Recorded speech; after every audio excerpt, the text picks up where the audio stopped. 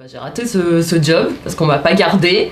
Alors forcément on avait essayé d'étouffer un peu le comment du pourquoi, on m'avait dit des choses et au final c'est des collègues à moi qui sont venus me voir. Ah mais non mais on te garde pas parce que t'es malade, ça les fait chier d'avoir quelqu'un de malade dans leur équipe. Je suis moi-même atteinte d'endométriose.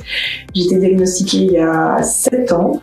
Lors d'une grossesse extra-utérine, en fait, j'ai subi une celluloscopie pour retirer la trompe qui contenait la grossesse extra-utérine.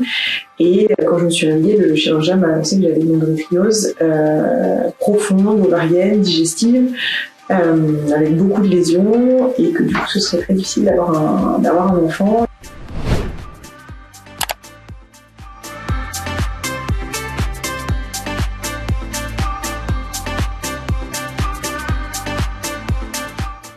Je suis Dr Yutine Wang, je suis gynécologue médicale. J'exerce depuis 4 ans, donc à mi-temps à Poingine et un jour à l'hôpital Pitié-Salpêtrière.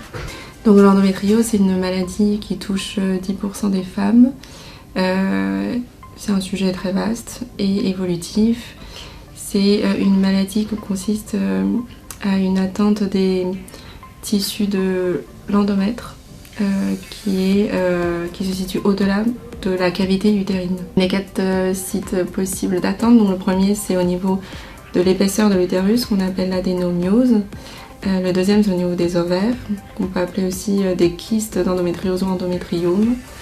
Le troisième c'est des atteintes superficielles, donc au niveau de la surface de toute la cavité péritonéale. Et puis la dernière c'est une atteinte profonde. C'est soit donc des implants de plus de 5 mm ou alors des infiltrations, que ce soit au niveau de la vessie, du tube digestif ou des ligaments hétérosacrés. C'est vrai qu'il n'y a pas encore à l'heure actuelle de traitement qui guérit l'endométriose. On utilise beaucoup le traitement médical qui est le traitement hormonal, la pilule, pour surtout soulager les douleurs, arrêter les règles. Et puis il y a un objectif aussi préventif pour éviter l'aggravation de l'endométriose, notamment chez nos patientes jeunes. Je m'appelle Elisa, j'ai 25 ans, je suis vendeuse dans une petite pâtisserie et j'ai été diagnostiquée de l'endométriose à l'âge de 21 ans, en 2019. Moi j'ai mes règles depuis l'âge de 12 ans, du coup j'ai toujours souffert pendant mes règles, depuis toute petite, à avoir des vomissements, des malaises, à être pas bien, à devoir manquer les cours. Et à l'âge de 16 ans, j'ai commencé à me dire que c'était peut-être pas normal d'avoir aussi mal. J'ai commencé à avoir des médecins, gastro, gynécologues, tout. Et tout le monde me disait que c'était parfait, que j'avais pas de soucis, que c'était dans ma tête. On me faisait limite passer un peu pour une folle. Et à l'âge de 18 ans, j'ai commencé un petit peu à me renseigner sur le sujet et je me suis dit mais j'ai exactement ça, c'est le même symptôme, j'ai tout pareil. Et j'ai commencé à chercher des spécialistes et j'ai été diagnostiquée du coup à l'âge de 21 ans, enfin officiellement, on me l'a dit, donc j'ai quand même une errance médicale de 5 ans. Du coup ça a toujours été la pilule pour les soulagements. Après j'ai été opérée en octobre 2019. Justement pour ça, pour enlever les adhérences. On m'a fait un grand nettoyage pour me soulager. Malgré mon opération, j'ai tout ce qui est revenu, tout ce que j'avais avant, c'est revenu et j'ai même des nouvelles atteintes. Je m'appelle Bertie, j'ai 36 ans, j'ai 3 enfants.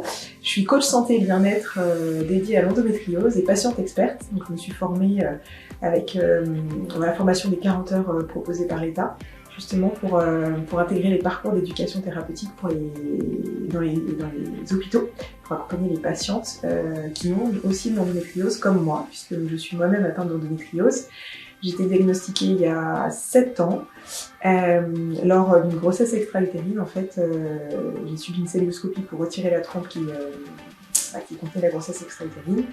Et quand je me suis réveillée, le chirurgien m'a annoncé que j'avais une endométriose profonde, ovarienne, digestive, avec beaucoup de lésions, et que du coup ce serait très difficile d'avoir un enfant, et qu'il fallait que je prenne rapidement un traitement hormonal, ou que je me fasse opérer, que je passe par la PMA pour avoir un enfant.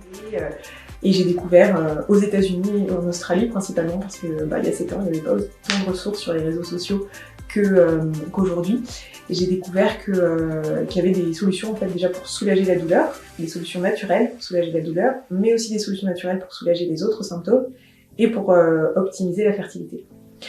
Et donc j'ai essayé plein de trucs. D'abord j'ai commencé par l'alimentation, et du coup j'ai eu en 3 mois j'avais 80% de douleur en moins. Et ensuite j'ai fait énormément de choses. J'ai été suivie par une psychothérapeute, j'ai fait de l'ayurveda, j'ai fait du yoga, j'ai fait de l'acupuncture, voilà, j'ai fait énormément de choses, et petit à petit en fait mes douleurs ont disparu. C'est important de le dire, et dire que même quand on est dans une situation compliquée, parce que moi j'étais dans une situation très compliquée, j'avais une trompe en moins, j'avais des lésions sur les ovaires, et j'avais une réserve ovarienne qui était assez faible. Et finalement, j'ai eu 3 petits garçons, donc un beau message d'espoir. Et donc aujourd'hui, j'accompagne les femmes au quotidien dans leur prise en charge avec la maladie, pour les aider à découvrir des solutions naturelles, à mettre en place ça dans leur quotidien, à mettre en place des changements. Parce que l'endométriose, c'est une maladie qu'on dit chronique, et en fait, ça nécessite de mettre en place des choses dans son quotidien pour mieux vivre avec la maladie. Bonjour, moi je m'appelle Océane Demora, je suis ostéopathe et coach à destination des femmes atteintes d'endométriose. Alors, moi je suis atteinte d'endométriose probablement depuis très très longtemps, depuis je pense avant mes premières menstruations, puisque j'avais déjà des douleurs avant, et j'ai su par contre que j'avais la maladie que très tard, lors d'une opération en urgence où en fait j'avais un kyste d'endométriose tellement important sur mon ovaire gauche que ça a occasionné une torsion, ce qu'on appelle une torsion d'ovaire. Donc on m'a opérée de façon rapide parce que je courais le risque de perdre mon ovaire, de perdre ma trompe, etc. Et du coup, suite à cette chirurgie à laquelle j'ai très mal réagi, en fait ça a été vraiment plus pour moi un enfer de m'en remettre. J'avais plus de douleurs après qu'avant, et ça a été vraiment un déclencheur au bout d'un moment de me dire bon chez moi en fait ce que la médecine me propose ça ne m'aide pas beaucoup. En tout cas je supportais très mal les hormones et j'avais vraiment beaucoup de douleurs post-chirurgie, donc je me suis dit comment je peux faire en fait pour mettre en place des choses pour m'aider. Et je me suis basée sur mes outils d'ostéopathie, et par la suite j'ai fait d'autres formations. En fait on réfléchit un petit peu de façon complémentaire à la médecine allopathique. La médecine conventionnelle, elle va plutôt proposer quelque chose de l'ordre du on traite le symptôme. Aujourd'hui, par rapport à l'endométriose, ce que la médecine propose, c'est de gérer les douleurs, de gérer les saignements, mais on agit vraiment plutôt sur ça, alors que nous, on va réfléchir plutôt comment on peut aider non pas le symptôme, mais le corps dans son ensemble. On parle vraiment d'ostéopathie. Quand on agit, en fait, on agit donc sur le corps et non pas directement sur la maladie. Moi, ce que je veux faire avec une jeune femme chez qui je travaille en ostéopathie, c'est faire en sorte que son utérus, on lui fiche la paix le plus possible.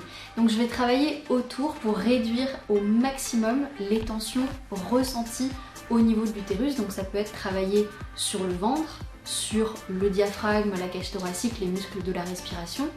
Ça va être travaillé par exemple au niveau du crâne, puisqu'on sait qu'on a en ostéopathie l'axe crânio-sacré, donc l'axe qui relie le bassin et le crâne. Et quand on travaille sur cet axe-là, on soulage les tensions du bassin, et donc on soulage le système gynécologique qui en fait est attaché par plein de petits ligaments, plein de petites cordelettes si on veut, au cadre osseux qui l'entoure, donc au bassin. Et du coup on peut agir sur la maladie de plein de façons différentes, en venant également potentialiser la circulation, par exemple, pour que la zone soit bien nourrie, qu'elle évacue ses toxines, et faire en sorte que du coup les processus d'inflammation se passent avec le moins de... Enfin, c'est plutôt les processus de réparation, mais que l'inflammation soit la moins importante possible. Le but c'est pas de guérir la maladie, puisqu'aujourd'hui on ne sait pas le faire, mais c'est de faciliter la vie de la jeune femme le plus possible.